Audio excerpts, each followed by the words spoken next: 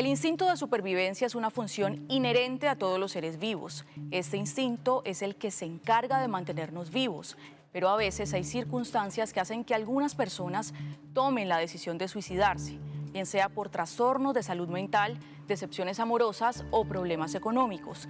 La tasa de suicidios en Colombia es normalmente más alta entre los hombres que entre las mujeres, y las cifras más preocupantes se encuentran en jóvenes entre los 20 y los 25 años. Aunque los números se redujeron de 2023 a 2024, el panorama es muy grave y devela un agudo problema en la salud mental de los colombianos.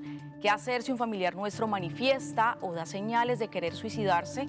¿Cómo acompañar desde las familias a esa persona? Hablemos de esto, porque también puede ser un asunto de familia.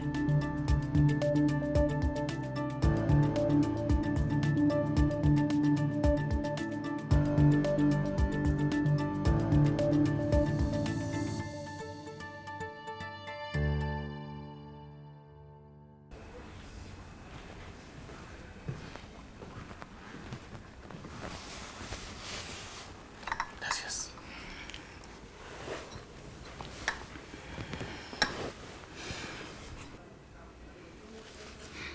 Se me hace tan raro verlo a usted. ¿Por qué? Porque como ustedes dos siempre andaban juntos, me da la impresión de que Samuel va a aparecer de un momento a otro. Yo todavía no entiendo por qué hizo eso Samuel. Él nunca le dijo nada. Yo sé que usted debe estar cansado de que le pregunte lo mismo tantas veces. Pero es que no sé a quién más acudir para tener al menos una pista. No, doña Patricia. Me da pena admitirlo, pero nunca anoté nada. Yo ya ni sé para qué vivo.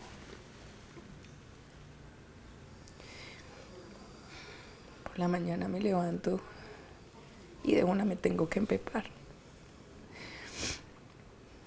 Porque lo primero que se me viene a la mente es que mi hijo se quitó la vida.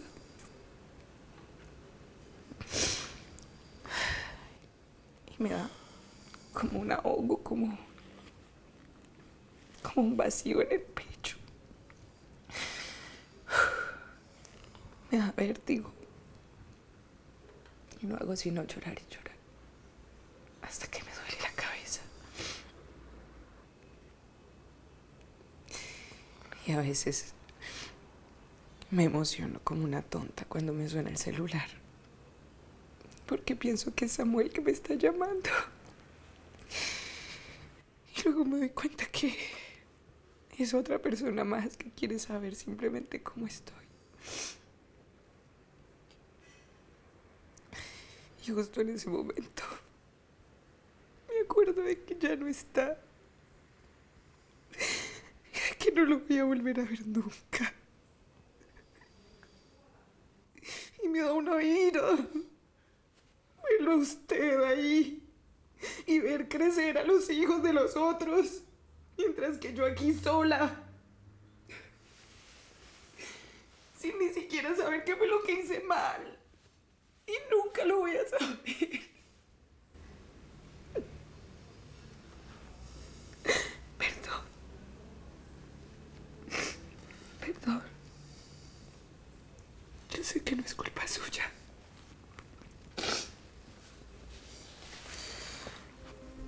No es culpa de nadie.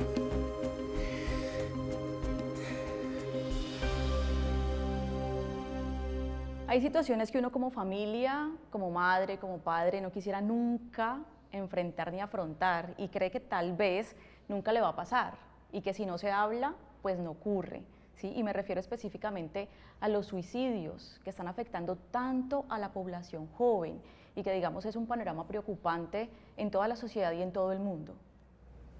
Sí, yo aporto mucho con eso de que es lo que más está afectando hoy en día a la juventud. Y en el momento de no hablarlo es cuando más afecta, porque es cuando ellos más se sienten confiados a hacerlo, porque no escuchan herramientas ni soluciones para esta problemática que es el suicidio. Como que no le importó a nadie, tal vez. Si Sí. no lo hablan, si no me dicen nada, es porque no interesa. Sí, total, eso es muy cierto. Yo creo que cuando nace la pregunta ¿cómo estás? Va más allá de simplemente lo físico, de que estoy bien, sino también lo emocional, lo mental, lo espiritual, entra en juego en esa pregunta para uno poder realmente abrirse con la persona y tener como esa herramienta de ayuda. En estos casos pienso yo que es muy importante estar pendiente de esa persona, ¿no? Darle como esa importancia de que esa persona que sepa que uno está allí, porque a veces se sienten solo, aislado, y uno no, en el caso de mi hija está bien, pero resulta que no, está pasando por un proceso difícil, pero por lo tanto le da miedo hablar. Claro. Y es lo que está pasando ahora con los jóvenes, les da miedo hablar. O sea, puede ser como que uno los ve aislados y bueno, eso se le Sí, pasa, es la es la época. juventud. No dice, no, es la juventud, es la etapa, porque cuando hablamos de los adolescentes decimos, no, es que está en la edad. Sin ir más allá, que muchas veces es como el problema. Suri, Yanir, ustedes son madre e hija. Bueno, ¿a qué te dedicas, Yanir? Soy ama de casa, también trabajo con cosmético natura, cosmético boticario, o sea, me gusta hacer arte, hago cuadros, hago manualidades, me gusta hacer cosas. Estoy muy pendiente de mis hijas, tengo 3 hermosas hijas y siempre he estado allí hablándole a la una, a la otra. Siempre procuro equilibrar, porque lo que pasa es que a veces nos enfocamos más en uno, entonces eso hace que digan, no, es que mi mamá ya a mí no me quiere, es que mi mamá a mí ya no me pone atención, y eso hace que se van sumergiendo en esa distancia con los padres. Suri, ¿cuántos años tienes? Bueno, yo tengo 22 años de edad. Eres la menor Sí, de 3 hermanas. de 3. ¿Qué haces hoy en día? Bueno, yo soy artista, soy cantante, actriz, bailarina, soy profesora de música, me dedico 100% a transformar con el arte las vidas. Ahorita hablabas, Yanir, como que yo enfrenté esto con mi hija, te referías a Suri, y yo quisiera saber cómo fue todo ese proceso, qué fue lo que pasó. Bueno, creo que en un momento de mi vida entré a un bucle sin salida, pues uno lo ve así, ¿no? Como que no va a tener ninguna salida. Pero en ese entonces ya no hacía nada con el arte y creo que fue cuando inició la pandemia que uno no encontraba una solución. Yo me encontraba trabajando como profesora virtual, pero sinceramente no encontraba un goce, una llenura, entonces recurrí a lo que son las drogas sintéticas y demás cosas que llevan como a una perdición o a una desorbitada mental. Es decir, ya habías Entonces, sí. pasado por tu proceso de colegio, de Sí. estudio, ya estabas era trabajando. Sí, ya estaba trabajando, no había iniciado la universidad porque en ese entonces, por lo que inició pandemia, fue súper difícil hacer como los exámenes de admisión, entonces preferí trabajar, pero creo que fue una parte de mi vida que me hizo sentir súper adulta y sentirme agotada con mi propia vida. ¿Qué sigue en ese momento? ¿Qué empiezas a sentir? ¿Cuáles son como esas alertas, esos síntomas? ¿Ingresas a las drogas?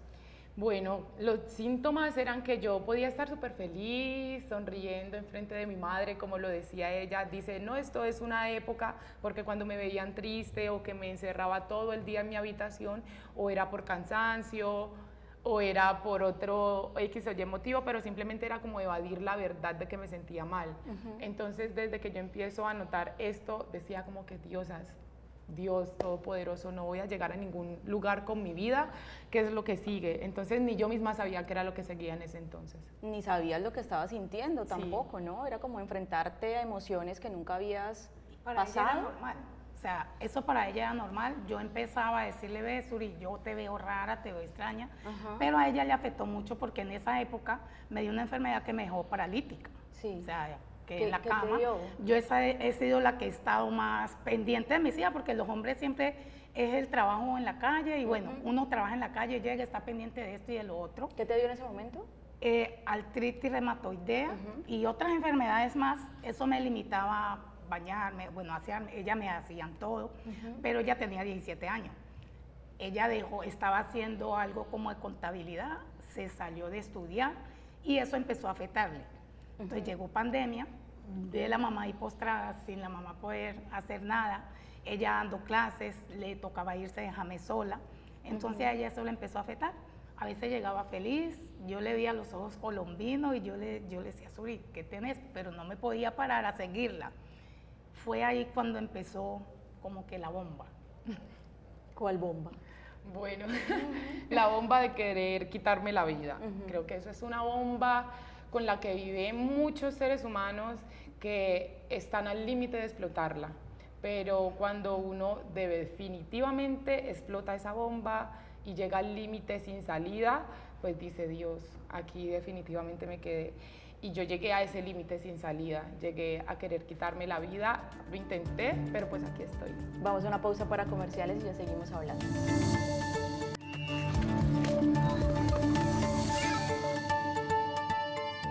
Bueno, Suri, vamos por partes. Digamos que en algún momento hablamos de ese tema de las drogas sintéticas. ¿Cómo caes en esto? Creo que por las influencias de ver que habían amigos que lo hacían y no estaban tan mal. Entonces yo decía, wow, pero ellos son artistas, son bailarines, cantantes y están en la cima, tienen su iPhone, tienen su carro, pero igual son súper drogadictos. Entonces desde ahí, como esa admiración que tenía por ello, decido hacerlo. Sientes que te hizo daño, me imagino. Claro, demasiado. Siento que, como decía al inicio, fue un bucle que me cerró por más de 1 año y medio a mí misma, porque cuando uno se cierra, no se cierra a la sociedad o a qué vas a mostrarle al otro, sino qué te estás demostrando a ti misma. Yanira hablaba ahora de su enfermedad. ¿Te dio muy duro eso? Bastante, pues fue un momento en el que no tenía mis hermanas, entonces me tocaba a mí y tenemos un sobrino chiquito que es como mi hermano porque creció conmigo, entonces estaba yo como que al pendiente de trabajar, de mi mamá, de hacer el almuerzo para que ella no tuviera que pararse, pero para que mi sobrino llegara de estudiar y tuviera algo que comer. Sí, me dio bastante fuerte. O sea, fue una presión dura para tu Sí. edad, además. Se sintió mamá. Sí, tenía 17 años, entonces yo decía, o sea, esta es la vida de adulta, no la quiero vivir. Entonces desde ahí ya dije, no quiero acabar con esta vida porque no quiero vivirla así. O sea, no era el disfrute que yo quería. ¿Cómo ves esos síntomas, Yanira, en ese momento de tu hija? O ¿Cómo sea, empiezas a reconocerlo o cómo se comportaba? Todas mis hijas han sido muy amorosas conmigo. Me contaban hasta lo más mínimo. Ya ella empezó a encerrarse, yo la llamaba, no mami, estoy bien, no quiero hablar, no quiero bajar, no quiero esto, no quiero lo otro. Ella empezó a consumir cosas para adelgazar porque se sentía gorda, se sentía fea, que nadie la quería. Y yo le decía, mami, pero es que usted es linda por todos los lados, por donde la cojan, por donde la miren. Ella dice, no, pues toda mamá dice eso. Estaba gordita. Pero yo se lo estaba diciendo de verdad porque es que mi hija siempre ha sido hermosa, gorda, flaca, ha sido hermosa. Pero yo le decía a mi esposo, hay algo en Suri que no está bien, no está normal. Una vez me llevó a presentar a uno de los amigos y yo le dije, ese muchacho no me gusta. Entonces la hermana... Ese sexto sentido, esa intuición. Estamos en el apartamento de la hermana y la hermana me dijo, ay, como siempre mi mamá, nadie le gusta, nadie le cae bien.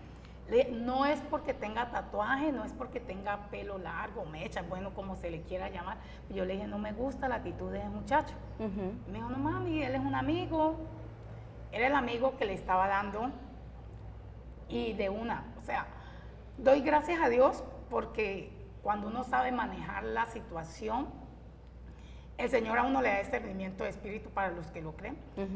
A mí el Señor me ha dotado de eso, de ese discernimiento, de darme cuenta cuando las cosas están mal, lo que está pasando. Y yo dije, no. Y mi esposo me decía, no, pues quién sabe ya en qué anda, o esto, o sea, pues con otras palabras. Pero cuando resulta que llegó un día, yo estaba en mi casa, como a las 2, 3 de la mañana, eso nunca se me va a olvidar, y escuchábamos como un ruido arriba, ella duerme en el segundo piso, nosotros en el primer piso. Y yo casi, en esa época ya me estaba medio parando, ya estaba medio caminando. Bueno, escuchábamos mucho ruido, entonces mi esposo se levanta siempre a las 3 de la mañana a orar. Entonces él se levantó a orar, decidió subir, porque donde no sube, entonces subió y pues sí, la encontró, ella no se dio cuenta, de eso ya no sabe. ¿No se acuerda? Bueno, sí, tengo como algunos flashbacks. Ajá. Sí, y entonces pues tenía ahí todas sus pócimas, todo, porque eso venía como por celular, ¿no? Entonces el chico que le decía, haz esto, haz lo otro, haz aquello. Sí, todo el tema de las drogas. Eso. Luego, métete esto, métete esto. Me imagino yo que cuando ya ella estuviera, que no se acordara de nada, entonces le decía, córtate las venas, porque tenía la cuchilla, o sea, tenía todo el glamour ahí armadito. ¿Qué pasa en ese momento? Sube mi esposo, pero él la vio así, entonces de una, él le vio todo eso y dijo, está drogada. Él empezó fue a castigarla, muy fuerte. Y acabó todas las extensiones y palos que habían en la casa. Pero extensiones de corriente. Entonces, o sea, castigo físico. Sí, cuando yo pude subir, yo le dije, yo lo cogí, le dije no, pero ella se me tiraba porque ella no tenía control de sí mismo. Ella, sí, ella no. Pero también creo que esto pasa cuando los padres tampoco tienen un conocimiento Están muy alejados de las herramientas. Sí. Entonces yo cogí y la bajé. A mí yo había escuchado que las hacen bañar y que... Sí, lo que uno alcanza o sea, a conocer. Sinceramente que hoy en día los chicos son muy audaz. O sea, le ganan a uno que ya uno está ancianito, entonces ellos tienen mucho conocimiento. Yo no sabía bloquearle el celular para saber qué conversaciones había o por qué había pasado, ¿no? Logré bajarla y la metí al baño. Subimos, yo dije, bueno, se calmó. Estaba contenta, yo decía, gracias Señor, porque pues las cosas tienen que pasar en algún momento para uno abrir los ojos. Exactamente. Y pienso yo que esto nos pasó a nosotros para poder ayudar a otras personas. Ella llegó y se acostó a la cama. Yo me imaginé que ya ella estaba bien. Ya había quedado. Yo di la vuelta para irle a buscar ropa porque ya estaba sin nadita de ropa, como Cristo la trajo al mundo. La ventana del segundo piso estaba abierta. Mi casa tiene una reja siempre alta. De 4 metros por ahí. Bastante. Sí, ella saltó como unos 4 o 5 metros, como una altura así. Es decir, te volteas. Entonces doy la vuelta, cuando yo veo que esa sale corriendo, yo no podía correr. Y yo me fui atrás, suri. Cuando la vi se lanzó como una hoja, ya salió como una hoja a la calle. Cayó y quedó acostada. Yo me asomé por el balcón. Yo en este momento digo, no sé cómo lo hice. Claro. Bajé calmada, mi esposo estaba abajo y le dije, se mató Suri. Me dijo, ¿cómo así? ¿A dónde está? Le dije, vaya, recoja la que está afuera en la calle. Abrió la puerta, la entró arrastrada. Creíamos que estaba muerta.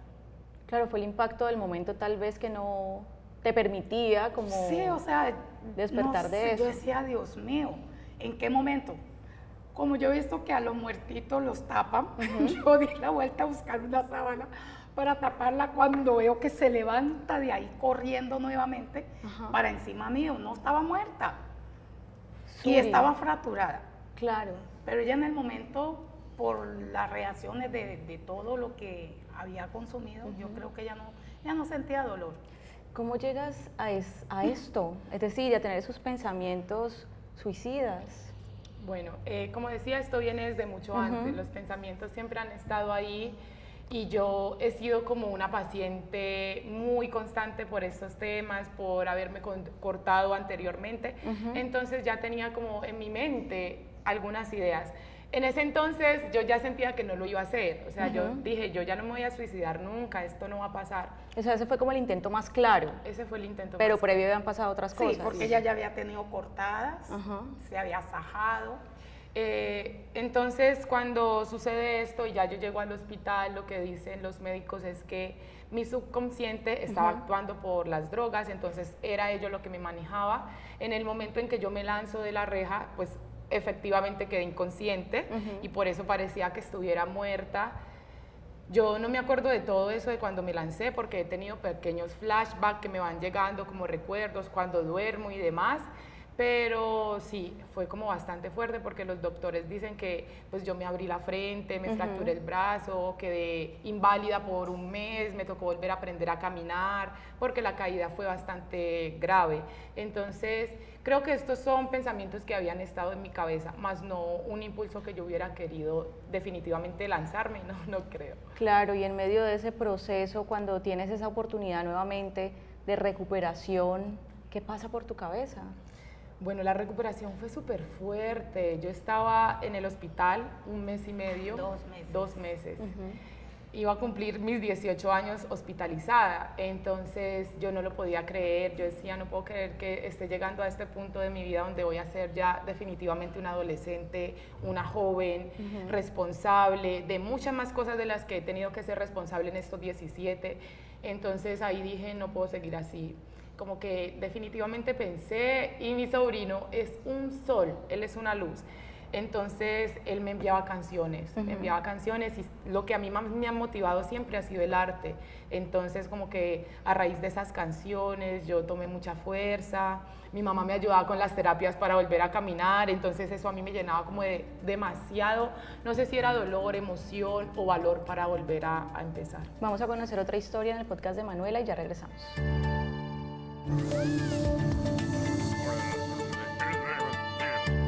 La pérdida de un ser querido es una de las situaciones más dolorosas que podemos experimentar los seres humanos. Hoy en Familia Sin Filtro queremos hablar de un tipo de duelo que es un poco tabú para la sociedad y es el suicidio de un familiar. Estamos con un caso de vida quien nos va a contar cómo ha sido este proceso de aceptación y sobre todo de sanación. Mi nombre es José Julián Mena Rivera, soy comunicador social con maestría en gestión pública. José Julián, cuénteme qué pasó en el 2010. Bueno, en el 2010, digamos, sucedieron muchas cosas a nivel familiar. Nosotros tuvimos en el 2010 la pérdida de un hermano, Luis Fernando Mena. Tenía ya diagnosticado una esquizofrenia y bipolaridad. En noviembre del 2010, pues toma la decisión de quitarse la vida. ¿Qué cambios en la personalidad de su hermano empezó a notar? Y la pregunta es si usted lo veía venir. Digamos que el tema de la salud mental es un tema que puede surgir en cualquier momento.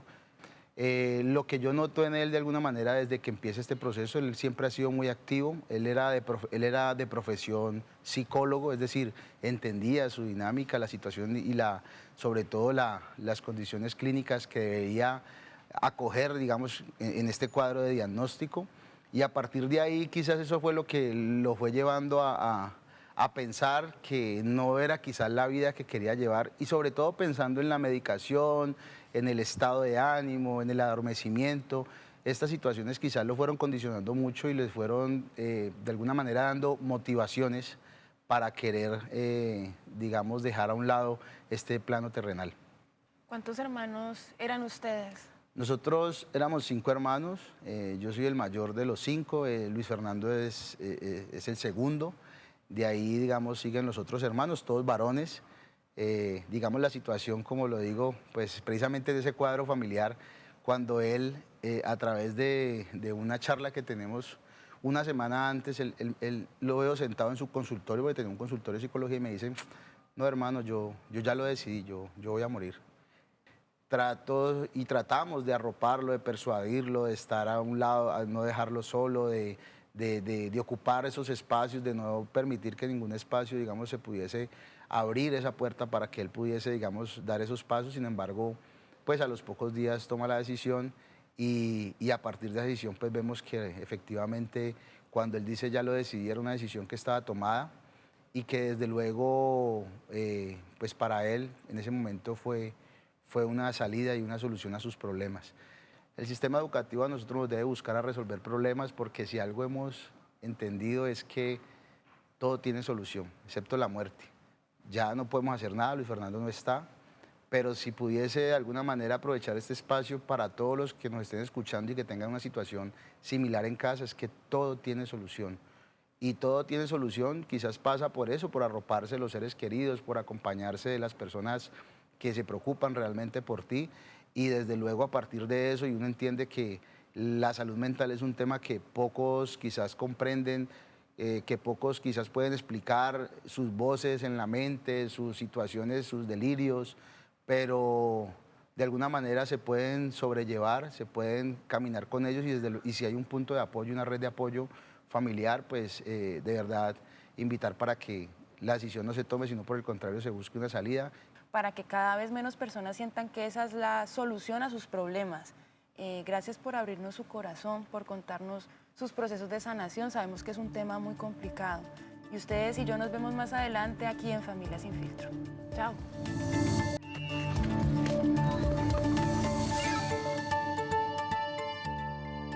Yanir, cuando pasa esto, uno tiende a sentirse culpable, tal vez. Sí, en mi caso yo me sentía muy culpable. Empecé a echarle primeramente la culpa a la enfermedad, que yo decía, si yo no me hubiera enfermado, yo estaría ahí con mi hija, a pesar de que ella ya había tenido intentos de cortarse, ¿no? Pero siempre yo había estado allí. Entonces yo le decía a mi esposo, es que usted ve que yo estoy en la cama, usted no ha estado tan pendiente. Entonces uno empieza a culparse. Fue tan así que yo me interné con mi hija en el hospital. A mí no me importó que yo estaba así hinchada, que no me podía movilizar. Yo me fui a vivir con ella al hospital. Porque se vuelve uno como que si yo no estoy ahí, vuelve y lo hace. Claro, como Y yo esa era incertidumbre. pendiente allá en la clínica de que cerraran las ventanas, que no le dejaran esa ventanita abierta porque ella a veces se paraba. Entonces uno es como pendiente de eso, ya tiene como ese miedo de que le vuelva a ocurrir, que lo vuelva a hacer. Pero volvía y me llegaba pues a la mente pasajes bíblicos que dice que todo lo podemos en Cristo que nos fortalece, dice en Filipenses 4:13. Entonces yo decía, Señor, si todo lo podemos en ti, usted me va a dar la fuerza para salir adelante, me va a dar la sabiduría para yo poder estar con mi hija y poderle hacer entender que lo que ella hizo no está bien. Y entonces llegaban muchos médicos y me decían, usted no tiene por qué culparse, no se culpe porque eso está pasando hoy en día. Y la verdad, a veces si las cosas no pasan, uno no pone un límite. Me hablabas también de las críticas alrededor, ¿no? Claro, fuimos muy señalados, porque por ende somos pastores de una iglesia. Entonces, lo primero que dicen, disque evangélicos, disque pastores, y miren los hijos consumiendo droga, haciendo esto, haciendo lo otro. Vamos y predicamos a la calle y los hijos de ellos cómo están. Pero lo que la gente no entiende es que nosotros no somos Dios. Nosotros damos la información, nosotros predicamos, pero son y seres cada humanos. quien está libre albedrío de tomarlo y de dejarlo. Y así mismo pasa con los hijos. Nosotros criamos hijos, no criamos condiciones. Por mí yo quisiera que mis hijas, ese talento que ella tiene que canta, lo usara en la iglesia. Pero a Dios no le ha placido así. Él dice que todo tiene su tiempo, todo tiene su hora y todo tiene su lugar. Entonces yo decía, bueno, en el momento indicado, Él lo va a hacer, Él le va a hacer entender. Y poco a poco, porque mi hija quedó en una situación que no quería contacto físico con nadie. Ella no quería que nadie le hablara. Luis, como psicólogo, ¿sí es la población joven, los jóvenes los que más se están viendo afectados por esto en la actualidad? Sí, digamos que actualmente tenemos un panorama mundial, ¿sí? Alrededor de 720.000 personas están muriendo al año por esta condición, y se ve más en los jóvenes porque hay una brecha generacional que lo marca, ¿sí?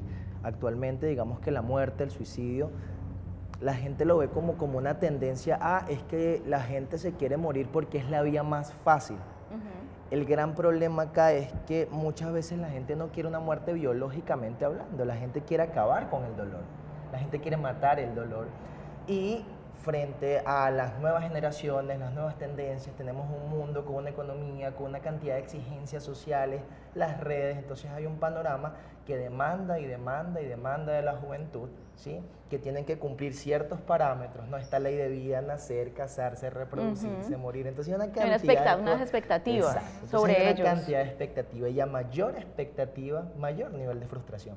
Entonces hay que empezar a entender que sí, que en los jóvenes se ve, pero eso no excluye que no existan personas mayores de otras generaciones que también lo puedan, digamos que les pueda pasar. O sea, el suicidio, la ideación suicida es un problema que nos acoge a todos. Entonces eso sí hay que tenerlo en cuenta. También se trata de buscarle como una explicación a este tema, es decir, hay personas más propensas, tiene que ver con diagnósticos de depresión, ansiedad, o en este caso, por ejemplo, el de Suri, que no había sido diagnosticada con ese tipo de trastornos.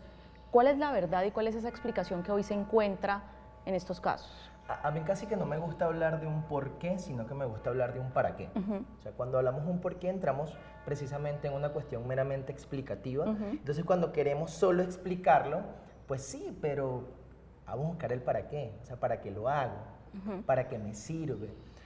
Hay una gran problemática, sobre todo en Colombia, y es que muchas veces el acceso a la salud mental puede llegar a ser un privilegio, ¿sí? Entonces, Claro, por los costos, trámites. Además, como una que viene desde las orientes de Cali, un barrio totalmente sin estas condiciones, que no hay un psicólogo cerca. Entonces creo que sí es un privilegio. Y que el psicólogo entonces tiende a ser satanizado porque usualmente entonces si tú tienes un problema de desregulación emocional, que son los problemas donde usualmente se da la ideación suicida, un problema de regulación emocional implica un seguimiento constante, un tratamiento multidisciplinario. En Largo, donde hay, exacto, costos. costos. Entonces, claro, ¿qué sucede? Una persona que no recibe un diagnóstico y más allá del diagnóstico que no recibe una labor de tratamiento. ¿Sí? Un acompañamiento en donde te digan, porque no es solo el acompañamiento en una sesión terapéutica. Yo tengo pacientes que llegan a sesión y yo les puedo instruir, pero es como yo siempre pongo el ejemplo. Si yo meto una manzana buena en una canasta de manzanas podridas, pues la manzana buena termina pudriéndose de alguna forma. Entonces el entorno va a terminar modelando lo que la persona siente. Y admiro mucho lo que dice la madre acá, porque ella de alguna forma se reacondicionaron para poder atender a su hija. Y lo que no alcanzamos a ver es que la validación emocional es muy importante. ¿Sí? Exactamente. No es porque te quieres morir, porque te quieres matar. Es ven acá, ¿qué te está pasando? Pero yo no lo cuestiono, yo abrazo tu emoción. Sí, desde el acompañar. Sí, porque creo que cuando está ese acompañamiento, como decía aquí el psicólogo, sale esta persona de esta sesión, pero entonces afuera se va a volver a enfrentar con la realidad. Entonces, ¿qué pasa? Puede tener a su psicólogo, hey, me estoy sintiendo así, y sentir que te va a responder. En mi caso, creo que a veces uno no podía ni siquiera hablarle a la mamá porque no entendían como por esto que estaban pasando, porque ellos tampoco tuvieron este acompañamiento psicosocial o mental que uno necesita para poder crecer igual, porque así como es importante la salud física, también es importante la salud emocional. Además decías que ya venía previamente esto incluso desde el colegio, es lo Claro, que entiendo. sí. ¿Cómo lo atendieron en el colegio, por ejemplo? Pues en el colegio siempre hace parte como de la organización, los psicólogos académicos, pero pues ellos no tienen todas las herramientas que tiene un psicólogo que ha estudiado exactamente para eso, porque lo que pasa en los barrios del oriente de Cali es que las personas están cero capacitadas para ello, porque las capacitaciones que salen para nosotros son vastas, entonces hacen lo primero que encuentren para poder ayudar a su comunidad. Entonces desde esas herramientas ellos intentan, pero siempre buscan como esto del por qué lo haces, te voy a juzgar, esto no es así, esto está mal, porque lo satanizan. Dice, es que el psicólogo es para loco, entonces tú ya estás loco. Porque tienden a pensar que la psicología es curativa, es que tú vas, te sientas y yo te hago un conjuro mágico y se resuelve. Y eso nos lleva a otro punto, y es que la gente anda buscando soluciones mágicas. Tú ahora entras a Instagram y entonces son las 7 piedras mágicas, los 3 pasos que te van a cambiar la vida, y eso se convierte en un problema porque nos empezamos a evitar la emoción. Y en la emoción hay que parársela de frente y mirarla. Entonces, ¿qué sucede con estas conductas de riesgo? Las conductas suicidas, me corto, muchas veces ayudan a disipar el dolor. Para las personas, aunque suene así, las personas se cortan o tienen conductas de riesgo porque es la única forma en la que en ese momento puedo disminuir mi emoción, ¿sí? Pero ¿qué sucede? Porque no hay un entorno afuera que cuando yo quiero decir, tenemos familias en donde, o son familias muy perfectas, en donde todo tiene que funcionar de determinada manera, o son familias muy caóticas, o son familias tradicionales, ¿sí? Las teorías hablan un poco de eso. Entonces esto es lo que va forjando en la persona es tú no tienes derecho a expresarte, tú no tienes derecho a ver la emoción, las cosas se hacen de esta manera, pero cada cabeza es un mundo. Es como, sí, como esos mitos de que es la época, es que es la juventud, es que ellos se portan así por llamar la atención, por ejemplo. Es que los muchachos hoy en día, es que Y eso a mí hace me mucho levantaron daño. a palo y como me levantaron a palo y mira, a mí no me pasó nada. Pero entonces, sí, pero tener cuidado, porque estas generaciones expresan más el malestar desde, bueno, una conducta de ideación suicida, un acting out, ponen las cosas afuera. Pero ¿qué tal estas personas que, bueno, que tú los ves fumando seguidamente, muy constantemente? Porque muchas veces está la tendencia de, yo no me quiero morir, pero ojalá y algo me mate. ¿Sí? Sí. Hay una tendencia a evitar la emoción. Existe diariamente en los jóvenes, y eso pasa cuando las personas acceden como a estas drogas sintéticas o a los cigarrillos o a incluso la marihuana o a otros tipos de cosas que también no hacen parte como de la droga, pero hacen parte de un círculo vicioso que nos llevan a caer a esto. Entonces creo que esto también viene desde ese tabú que tú dices, las generaciones en el tiempo de antes, uno se iba a expresar, a decir, mami, es que me siento así. Es que tú no tienes el derecho de sentirte así porque no has vivido lo que te tiene que tener así. Pero Claro. entonces, ¿de dónde sale este sentir si no lo he vivido? Pero es una comparación injusta. Ujú, ¿sí? total. Uno revisa otras generaciones y usted, pues, a determinada edad, si tenía un buen ingreso, usted podía comprar casa, carro y podía tener 3 muchachos, ¿sí? Hoy no, hoy usted Todo compra un cambia. Doritos y se descuadra, o sea, Ajá. ya se le dañó. Sí, la situación es completamente situación distinta. Es completamente distinta porque además hay una demanda de tienes que ser, tienes que ser, tienes que Sí, ser. todo el tiempo. Y a veces la gente sencillamente necesita tiempo para empezar a asimilar. ¿Cómo detectar esos signos y esas señales de alerta ante una persona, un ser querido que tenga ese tipo de ideaciones? Hay cambios. O sea, la gente cree que no, lo que pasa es que empezamos a normalizarlo. Ay, no, es que él es así, ella todo el Y tiempo todo anda lo triste. ponemos como por la edad, ¿no? Ajá, sí. Es la edad. Sí, es que no, eso es así, esas son cosas de muchacho. Pero hay que empezar a ver varias cosas. Primero, el aislamiento es una cosa, ¿sí? El llanto recurrente y a veces no se presenta en llanto, sino en rabia, en ira. ¿Sí? Muchas veces, digamos que la teoría a veces habla de que la depresión puede llegar a ser una rabia contra ti mismo. Entonces, hay una rabia mal canalizada, hay conductas que usted no solía ver con frecuencia y ahora las está viendo. El problema es que el mundo va tan rápido que yo no me voy a detener a ver eso. Póngase a trabajar, Atención. póngase a hacer algo. Yo no le tengo que prestar atención porque tenemos problemas más grandes que atender esto. Y es ahí donde la persona empieza a sentirse abandonada, empieza a perder el sentido de vida.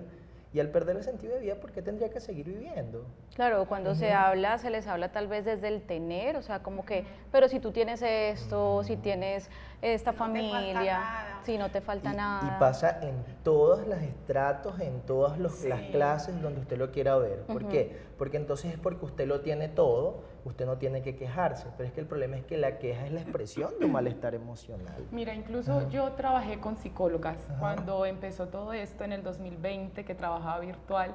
Tenía un grupo de amigas que ellas eran psicólogas en el grupo que trabajamos como profesoras de arte, pero había una de esas chicas que se sentía tan cargada con todo lo que había vivido, con las personas que había ayudado, que también se quería morir. Entonces desde ahí yo decía, ¿cómo yo le voy a pedir ayuda a una psicóloga que también debe estar pasando por 1000 cosas? O sea, no voy a cargar a otra persona con mi historia cuando ella ya tiene una historia la cual llevar. Entonces sí. Luis, ahorita hablábamos también del tema de llamar la atención, que muchas veces esto es un mito, ¿no? En el que caen las personas, pero ¿cómo saber si a veces también es una falsa alarma? Porque puede ocurrir. A ver, lo que pasa es que la conducta está. Ajá. O sea, no podemos decir que es que lo hace para llamar la atención. Muchas veces el tema es cómo diferenciamos la conducta. Claro. Es decir, cuándo es una conducta que es real y cuándo es un mecanismo que la persona aprendió, porque si quiere llamar la atención es porque quizás no le están dando la atención que requiere en su entorno. ¿Sí? No podemos pasar por alto ningún intento o pensamiento suicida. No podemos pensar que simplemente exageración está teniendo un para qué, ¿sí? No, lo que les decía, no es por qué, sino para qué. O sea, hay una forma, hay una razón, hay una motivación que hay detrás de eso y hay que revisarlo. Entonces yo no creo que se trate necesariamente de llamar la atención porque por este discurso, cuando lo empezamos a ver que es un discurso que se riega y se riega, empezamos a restarle importancia al verdadero problema, ¿sí? De un 100% de las personas que lo intenten, que tienen estas conductas, quizás un porcentaje muy bajo lo está haciendo para llamar la atención. Sí, como manipulación, por decirlo Sí, como así. manipulación, pero si lo está haciendo así es porque ¿qué otro recurso tiene entonces para...? Entonces también hay que entrenar eso. Para recibir la atención que ya ha recibido porque, antes. por ejemplo, y me permito como, me escuchaba que eres cantante, eres artista, entonces has encontrado medios para de alguna forma poder mostrarte de otra manera y eso Claro. es muy positivo. ¿sí? Y creo que cuando uno está en este entorno, en mi caso del arte, encuentra más herramientas que solo cortarse. Porque uno cuando es joven y no tiene 0 herramientas porque no le gusta leer, porque no le gusta el arte o porque simplemente no encuentra el sentido dentro de estos factores, desde ese punto de vista uno empieza a decir es que cortarme es la solución para sentirme un poquito mejor. Pero por ejemplo ahora que yo soy artista, digo, escribir es la solución, tal vez tocar una guitarra, tal vez tocar un tambor, hablar con otra persona y de eso sacar una historia puede ser la solución también. Vamos a ver más opiniones en futuros asuntos y ya regresamos.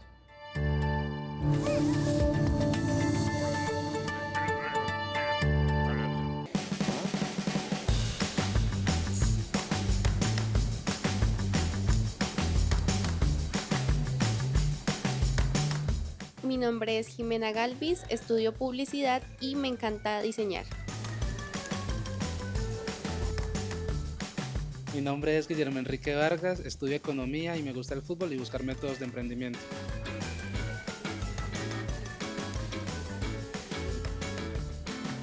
Mi nombre es Catalina Vargas, estudio publicidad y me encanta pintar. ¿Cómo están? Bien, Bien. gracias. ¿Ustedes cómo creen que la sociedad percibe el suicidio?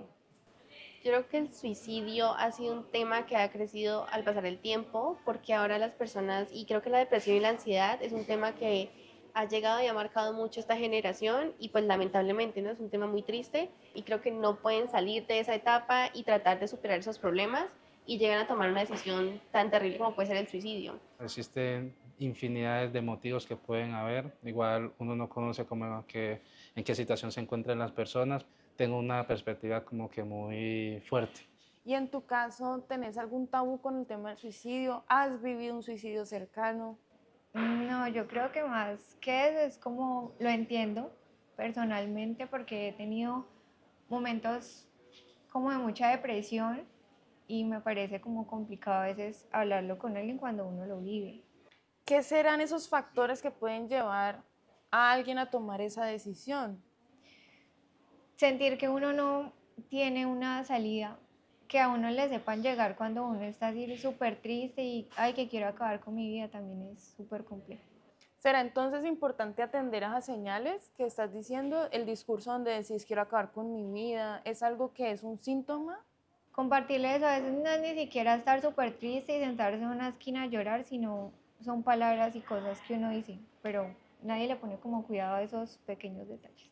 En tu caso, ¿la educación con respecto al tema del suicidio ha sido presente? Pues yo creo que hasta donde pues, estuve en el colegio era un tema tabú que realmente no se consideraba importante en ese momento porque todos, creo que los profesores pensaban como que no son niños, solo tienen que estudiar y se les dan todos sus papás porque van a estar tristes o porque se van a deprimir y eso no se ha tomado en cuenta. Entonces creo que no había una educación como tal, o sea, para uno saber qué síntomas tenemos para saber si estamos en depresión, si tenemos ansiedad o qué podemos hacer o a quién debemos acudir si nos sentimos así. ¿Qué situaciones podrían llevar a un joven, por ejemplo, de tu edad, con tu familia, a tomar una decisión como terminar con su vida? ¿Qué te imaginas? Especulemos. Yo creo que la falta de oportunidades en la vida, sentir que no tienes un futuro o que no vas a tener éxito en lo que te estás proyectando. Actualmente creo que los jóvenes pensamos en tener un futuro exitoso, ayudar a nuestra familia, crecer como personas y si vemos que esas tres están fallando todas, pues ya creo que no encontramos salida y nos derrumbamos probablemente. De pronto su única esperanza es estudiar y por su situación económica no pueda. Entonces ahí se le acaba la esperanza y él dice ya no tengo más vida y hace lo que quiere hacer. Desafortunadamente uno se compara y ve que personas de edad han logrado mucho más que uno, como también uno a veces también ve de que personas menores que uno también, entonces como que algo frustrante no poder como que salir adelante, pero pues en la mayoría de los casos no es así y uno se termina frustrando y pues llega como que a tener esta decisión. Muchísimas gracias, chicos, por abrir su corazón con un tema tan complicado. Ustedes y yo nos vemos más adelante aquí en Futuros Asuntos. Chao.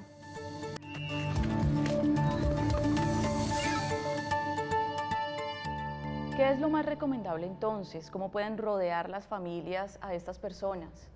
Yo creo que lo primero es que toda la familia debería entrenarse o debería empezar a tener un poco más de psicoeducación alrededor de cómo atender estos casos, ¿sí?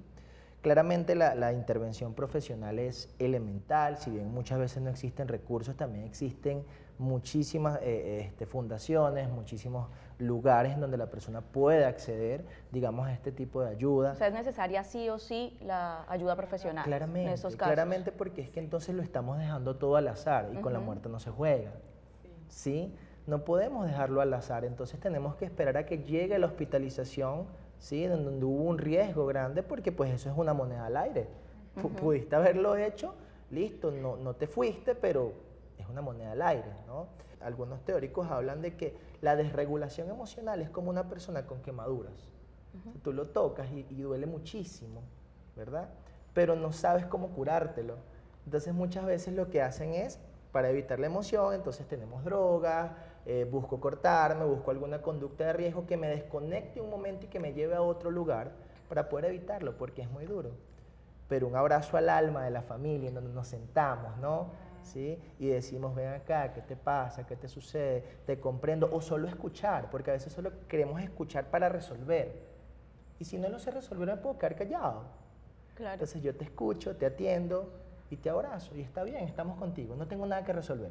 Suri, ¿cómo te sientes ahora, en la actualidad? Bueno, creo que eso ha sido un cambio muy grande. Yo llegaría a comparar a la Suri del 2020 con la del 2024 y creo que han sido 4 años de arduo trabajo conmigo misma, de incansable escucha, porque nunca dejo de escucharme. Si siento algo extraño, sé que es porque mi cuerpo cada vez está transitando otras emociones, porque salí de un bucle y de salir de ese bucle en el que ya estaba acostumbrada a sentirme mal, pues obviamente cuando salga voy a volver a sentir emociones nuevas que no había conocido, pero que ahora voy a poder solucionarlas con las herramientas que tengo. Entonces creo que todo esto hace parte del seguir conociéndome, del hacer que mi familia también conozca de estos casos, de que se informen, porque hoy en día la gente está súper pegada a la tecnología, a la televisora, entonces como que desde ahí llega su información, pero ¿por qué no buscar también desde estas tecnologías que tenemos herramientas, casos de familia, donde nos podamos informar y ayudar al otro? Tú también aprendiste. Sí, Janine. bueno, yo no he sido mucho de tecnología, ella sabe que siempre me toca pedir ayuda, pero en ese momento me volví como tan pilosa, o sea, me dio curiosidad de empezar a investigar cómo tratar esos casos, ya que no tuvimos el recurso para tenerle un psicólogo, pero lo que decía el psicólogo ahora, le puede llegar la psicología y todo, pero si no está el apoyo familiar, no va a pasar nada. Entonces yo empecé a investigar cómo se trataba y lo primordial que me hablaba era del amor, como me dice también en el pasaje bíblico en Corintios, el amor nunca deja de ser. A mí me decían, usted la va a tener en la casa, ya ella va a cumplir los 18, échela, que sea responsable de sus actos. Yo decía, pero si conmigo aquí pasó esto, imagínese sola.